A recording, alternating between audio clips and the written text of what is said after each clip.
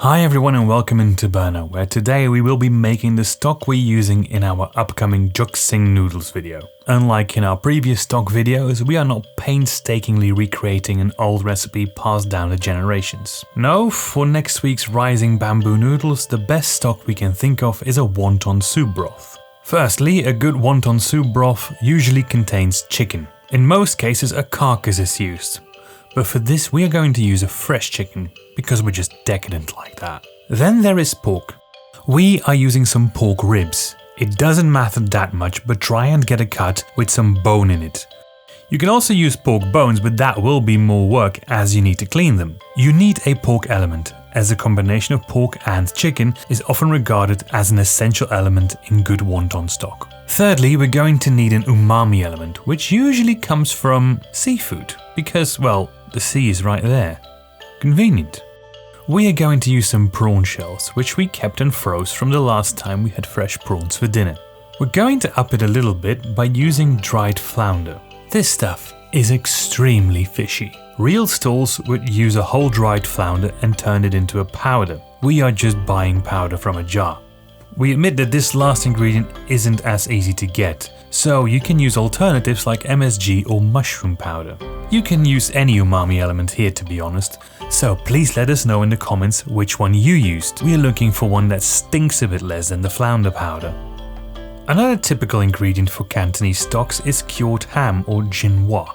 This is, however, extremely hard to get in Europe, and this is coming to you from the people that imported Peng Wei. We think this is caused by a lack of demand, which is logical given that Europe itself produces plenty of good cured hams. Ergo, we are using some nice slices of prosciutto. As for the other aromatics, we will be using some ginger, spring onion and garlic. You can add some salt and soy sauce too, but we prefer to add these at the point of serving to keep our stock more versatile.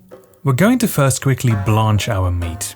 These pork ribs are very clean, so we don't really need to soak them in advance. Bring the pork and chicken to a boil and leave them there for 1 minute. After getting rid of the blanching water and cleaning our pot, we're putting the pork and chicken back in, along with our aromatics. Cover all of this with water and bring it to a simmer. As we've said before in this series, this is a traditional Chinese stock, so we want this to boil gently with minimal evaporation. It should come out looking like clear tea.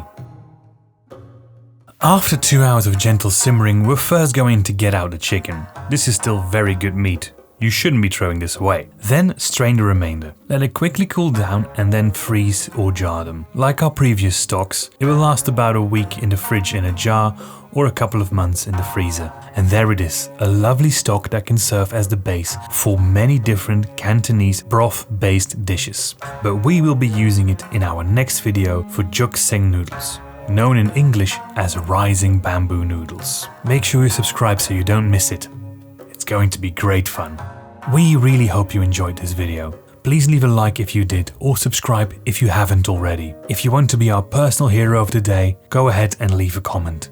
Thank you very much for watching.